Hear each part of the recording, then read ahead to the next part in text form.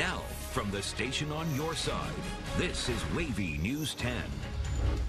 Right now it's 6, 2 days left. Time is running out to get ready for Florence. Communities scramble to tie up loose ends as the monster storm approaches the Carolina coast. Our big story at 6, once again tonight, Hurricane Florence. Good evening, everyone. Florence is getting closer, and so are cities with wrapping up preparations. Yeah, the first effects could be here as soon as Thursday.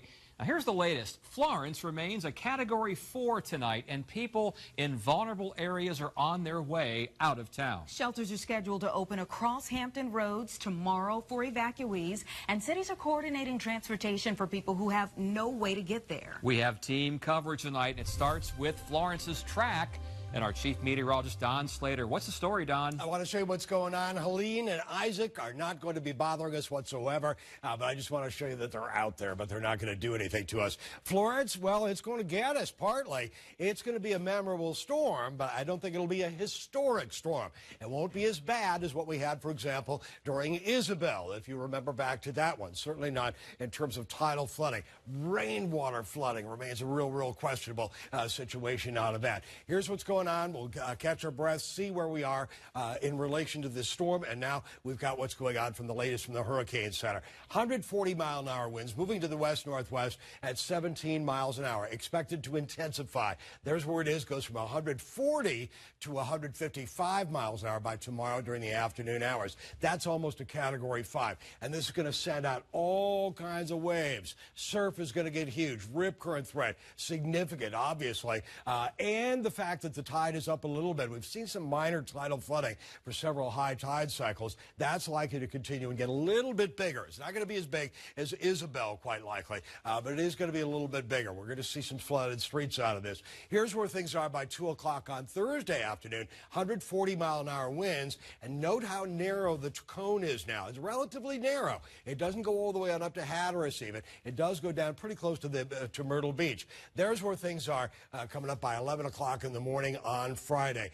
Category 4 storms still. Just to the north of where this eye makes landfall, there's going to be maximum devastation, and it'll likely be around 2 o'clock in the afternoon. It'll be just on shore, far enough so it's weakened somewhat, and then it really slows on down, dumping huge amounts of rainfall, likely producing tornadoes, and likely continuing with a lot of damage. But it's finally weakened a little bit by Saturday afternoon. Now, it's likely to throw some rainfall up in our part of the world, some wind, tropical storm force winds, but the rainfall is the big question. From there on in, on Sunday at 2 o'clock, 30-mile-an-hour winds. And I've added these spaghetti forecast models to show you what's going on. Pretty steady through here, and now getting a lot more steady in terms of what's going on through this area. So that's what's going on with it. And here's what's going on with those forecast models. They're pretty close now, making landfall. One, however, the Euro takes it a little bit farther southward along the coastline. We'll show you what's going on with all of this and what we can expect out of this storm. That'll be coming up in just a few minutes with the full forecast. And still plenty to do before Florence gets close to the coast. The good news, and there is some, many people who needed to evacuate have done so. Crews are fanned out across several local cities as well, cleaning up and making sure anyone still here to ride out the storm is as safe as can be. We have 3 reports tonight from the Outer Banks to Norfolk and Virginia Beach as well. We'll begin with Andy Fox along the Outer Banks. Andy. Hey, Tom and Anita, I wish you would have come to me about a minute ago. Right out there are the remnants left over from a rainbow that's touching the Atlantic out there. Maybe that goes to a little bit of the foreshadowing that Don was talking about. But I do know this, people are taking Florence seriously, and they have left the town of Rodanthe. When we got into Rodanthe, we found this sign, Florence, go away, and realized it seems Florence is chasing everyone away. These cars are not here for Ware's Market and Deli, which is the only place we found to eat. Cars are here because it's higher ground. Nick Wadsworth hears it. People are leaving. Florence is not nice. A lot of even the diehard locals are leaving at this point. A lot of the people that say they would sink with their ship are leaving. It's kind of a little bit of a scare. It's, you know, probably one of the worst hurricanes that are going to hit us. We found Bo and Scott putting up planks to ward off the nasty Florence. Do they stay or do they go? Well, we're hoping we're not too late. I mean, we're going to watch and see. And if it turns on a hook and then I'm going to stay here. If not, I'm going to load up my freezer and go. Because it's full of Tomorrow fresh morning shrimp. will tell the difference. Tomorrow morning will tell me where I'm going or not. So. If we stay here and the power goes out, there'll be 50 pounds of fresh shrimp for a big party. Up Highway 12, we found the road crews shoring up the dunes. If Florence hits with what we know she has, the dunes will cave quickly. Hatteras Island homeowner Ken Barlow. It slows down the washdown. It slows down the storm intrusion. And that's what it does. And they'll be back here in 2 weeks. They'll fix it. And then when the next storm comes, they'll do the same thing again. Back at the deli, Nick's thinking ahead just in case the rising waters chase them away. I have some preparations at home, a inflatable mattress to carry everything onto the next house if I need to get to the next porch or something like that.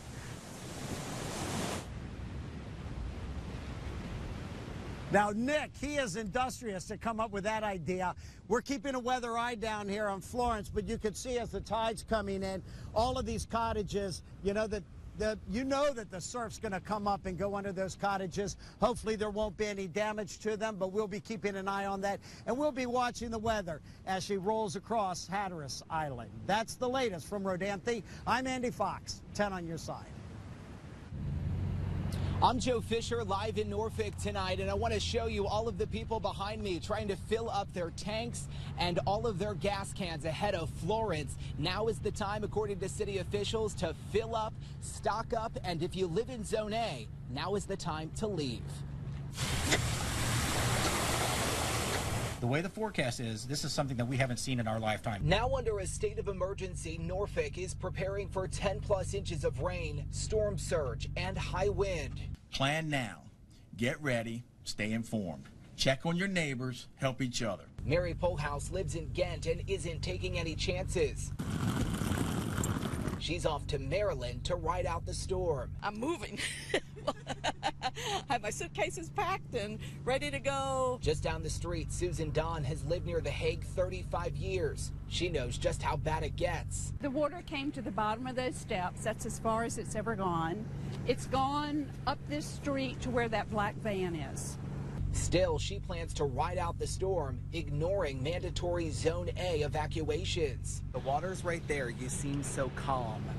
Because we're used to it. Officials say those who stay must do so at their own risk, because even the city's intense preparations can only prevent so much. No matter how much we clean out the ditches and prepare our pump stations, it's going to inundate our infrastructure. We will be facing some challenges, but we'll face them together. And the fire chief says if conditions become too unsafe, first responders will not be out there. Even if you are on the 2nd and 3rd floor, you might not be able to get the help you need. So the big advice is to get out now and get all of those supplies, perhaps leave the area now while it's safe to do so. Live in Norfolk, I'm Joe Fisher, 10 on your side. I'm Jason Marks in Virginia Beach, where all day long here at the Sportsplex, you can see city officials have dumped loads of sand. Tons of trucks have come by and dropped the sand, and as soon as they put it down, it gets gobbled up by people. And as you can see, residents are definitely preparing. It's huge. That huge storm coming up the coast hasn't shown Virginia Beach her bite yet. We expect things to change. It's just the unknown. I've been in hurricane situations before. Being military, we've lived out by the sea. So I've done this, but never this type of strength and category. Resident Courtney Morrill isn't taking any chances. This morning, she bought a generator and went searching for gas cans. These are 3 1-gallons. I think they were the last ones in Virginia Beach. And this is the one I already had. Public Works is focused on draining ponds and clearing drains. That way, the rainwater has someplace to go. An unexpected blockage could cause flooding anywhere. I mean, period. So even if you're at high ground, you may not necessarily be protected. It's all hands on deck, taking down the stage at the oceanfront. Officials are urging residents to take precautions. If this thing's going to stall out and dump inches and inches of rain, that's obviously going to be very problematic. That's why now's the time to get ready before it's too late. Anticipating the worst.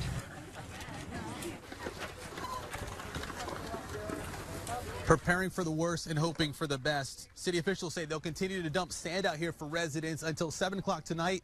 They'll be back first thing tomorrow at 8 o'clock. The one thing you do need is to bring your own sandbags. That's the latest in Virginia Beach. Jason Marks, 10 on your side. Thank you, Jason. Good information there. Still to come on this special edition of WAVY News 10 at 6. More on preparations. See what cities on the peninsula are doing to keep you safe.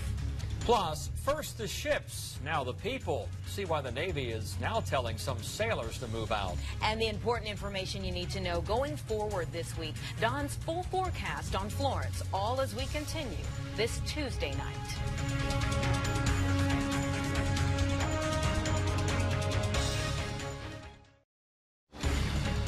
From the station on your side, you're watching WAVY News 10 at 6. Hampton residents are heading into 2 city shelters ahead of Hurricane Florence. That's right. City officials say 18,000 households are part of the mandatory evacuations there. Phoenix School and Bethel High School are currently the city shelters. People with medical needs should go to Phoenix. Those with pets, Bethel. Officials are hoping people have taken the evacuation mandate seriously because it could be tough for emergency crews to help once the storm starts. We won't be able to put emergency personnel in there to rescue them during the height of the storm. Our big trucks have to come off when the wind speeds get high. Most of our fire trucks and certainly all of our ambulances can't get through flooded roads. So bring medications, sleeping supplies, food, water if you're coming to a shelter. We have a list of shelters across the region on WAVY.com. Next at 6, the Navy gets ready just in case. Why they're not just moving things, they're moving people out as well. And data continues to come in on the track of Florence. Don's full forecast when we come back.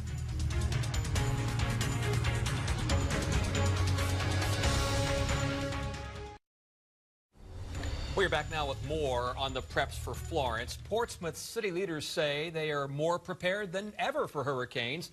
The city now has a fleet of boats and high water trucks that can carry 50 people. There are 3 shelters open in the city, and city garages are also open to residents. Also, a hurricane helpline's in effect. The number is on your screen. And in Chesapeake, 6 shelters will be ready for people who are having to leave Zone A or for any other reason. The list will be released tomorrow. City officials and crews are working extra long to make sure Chesapeake doesn't fall victim to extensive flooding. Well, thousands of people usually sent into harm's way are moving out tonight. Comes a day after Navy ships shoved off ahead of Florence. And now personnel are being moved out because many of them live in Zone A. The zone evacuated first thing this morning. 10 of your side's Chris Horn now with the latest on the Navy's preparations. Chris? And Tom, local bases will continue to operate, but the region commander is telling anyone who lives in Zone A that their duty to country right now is superseded by their duty to keep themselves and their loved ones safe. You cannot take this storm lightly. It's a serious storm. Rear Admiral Charles Chip Rock is urging his personnel on Hampton Roads to act now. He ordered the evacuation of Navy sailors who live in Virginia's Zone A, echoing the order given yesterday by Governor Ralph Northam. The safe haven for Navy personnel is Asheville, North Carolina, and a 500-mile radius around it. Those family members and civilians that are evacuating to those areas will get the per diem entitlement based on the location to which they evacuate. The Navy Marine Corps Relief Society is helping Navy evacuees with no-interest loans to help cover travel and lodging expenses. The emergency order affects Dam Neck Base as well. That means the evacuation of 14 family homes and 1,200 students living in barracks. Rock says flooding is the biggest threat to local bases. Sandbagging on all of our Hampton Roads installations is ongoing now. The next major step, if the storm demands it, would be to close Naval Station Norfolk. Rock says that determination will be made Thursday. The plan is to, at a minimum, have mission essential personnel here through the storm. And you can link to the Navy Marine Corps Relief Society on WAVY.com. Meanwhile, NAS Oceana is in the process of moving 77 aircraft to safety. The Navy says that will be completed by tomorrow. Chris Horn, 10 on your side. Now, your Super Doppler 10 forecast from Chief Meteorologist Don Slater. We're going to show you what's going on with wind and rain for our part of the world coming on up. I'm going to show you the latest on Florence to give you to set it all up, and then show you what's going on for us. Here is the latest on Florence. Again, you can see a very, very well-formed hurricane, and it is strengthening, and will likely continue to strengthen on into the day tomorrow and on into Thursday as well. Here's where things are and up to the present time. To give you a relation to where we are, proximity to us, 140-mile-an-hour winds, moving to the west-northwest at 17 miles an hour. There's where it is by tomorrow afternoon. It is strengthened almost up to a Category 5 strength, and it's going to send out a lot of waves, and the tides are going to start coming up even further. But I think the biggest thing is going to be surface high, and rip current threat is going to be high coming up for the day tomorrow. It's already up to a minor tidal flooding level. Here's where things are by Thursday afternoon. 140-mile-an-hour winds. It's slowed down its forward progression just slightly by that point, and likely to slow down a lot more as it makes landfall coming up by Friday morning. Now, this whole situation has slowed down over the past couple of days in terms of where this is expected to be. It bumped a little bit farther northward last night, and it's bumped a little farther southward, closer to Wilmington for the day today. But you'll notice how tight the cone is until it makes landfall. Then it starts to widen out just a bit. I want to show you what's going on by 2 o'clock in the afternoon. It's weakened on down from 140 to 115, from a 4 to a 3. Now it gets real slow. That's 24 hours worth of movement from north of Wilmington to southwest or south of Raleigh-Durham, dumping huge amounts of rain, likely seeing some tornadoes into this area, and likely doing a lot of damage with 140 down to 115 and finally down to 45-mile-an-hour winds. You'll note that we are not within the cone. In fact, I think the cone really extends right on up toward Ocracoke, really, as it makes landfall. From there on in, it falls apart as a tropical depression, and you'll note this track, all these forecast models, they're very steady going on into here. And now they're a lot more steady, swooping on right on through here. So I think we're going to be okay with this one. We are looking a little bit better than we were last night. Let's see if that trend continues. And we're looking even a little bit better than we were this morning. In terms of seeing what we seeing some tropical storm force winds of 39 miles an hour or greater. There's 10% chance, 20, 30% chance coming up by Thursday evening at 10 for the Hampton Roads cities. For the Outer Banks, yeah, you're going to see 39+ mile-an-hour winds. And I think we'll see them along the ocean front, certainly in the Hampton Roads area, and likely to see them really through the south side and on southward. This is the 100, 90, 80, 70% chance, 60% chance, and it tapers off from there. So again, yeah, we're going to see some wind out of this coming up by Thursday night and Friday especially. Here's where things are in terms of hurricane force winds of 74 mile an hour or greater. This is again through Friday morning at 10 o'clock.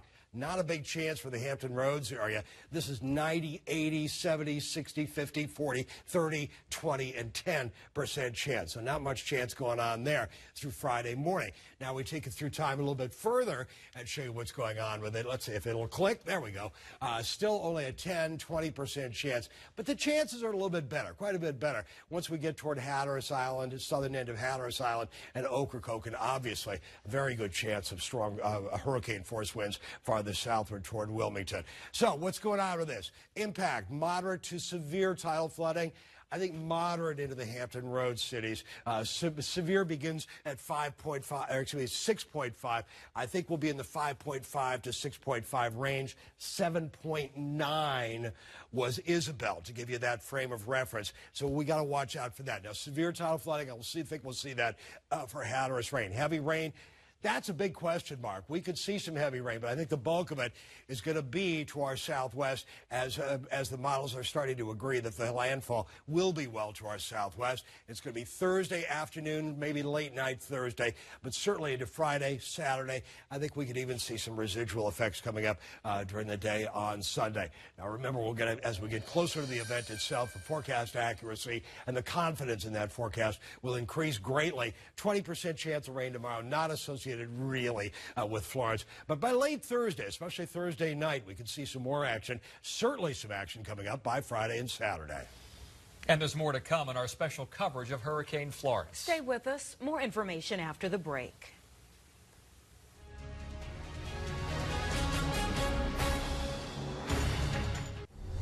We are back now with the latest on Hurricane Florence. Before we go, we want to recap the latest on preparations. Hurricane warnings are up for the Carolinas and a tropical storm watch for the Virginia Beach coast. Shelters are planning to open across Hampton Roads tomorrow for evacuees. Meantime, most schools have closed across the area for the rest of the week, and cities are cleaning up debris and lowering man-made ponds in anticipation for what could be a big rain event. Our coverage continues on air and online and on your phone. We'll have updates at 7 and 10 on Fox 43, and the next big update from the Hurricane Center comes out right before WAVY News 10 at 11. We have everything in one place on WAVY.com and have the WAVY News and Weather apps on your phone in case the power goes out for instant anytime information.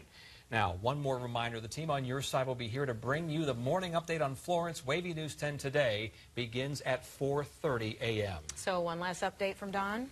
Yeah, we'll take a look at our 7-day forecast, give you an idea of what's going on with that. We are still looking at a quiet day tomorrow, just an outside chance of rain. Most of the day on Thursday is going to be relatively quiet. We will see a few passing showers, some of which could contain some tropical rains. They don't look like much when they move in, but that whoosh dumps some heavy rain, some quick heavy rain, 82 degrees. And then Thursday night into Friday, that's when we can see some pockets of heavy rain. I'm hopeful, not very hopeful, but I'm a little bit optimistic that this thing is going to stay well to the southwest of us and not deal a maximum hit. But we're watching things carefully.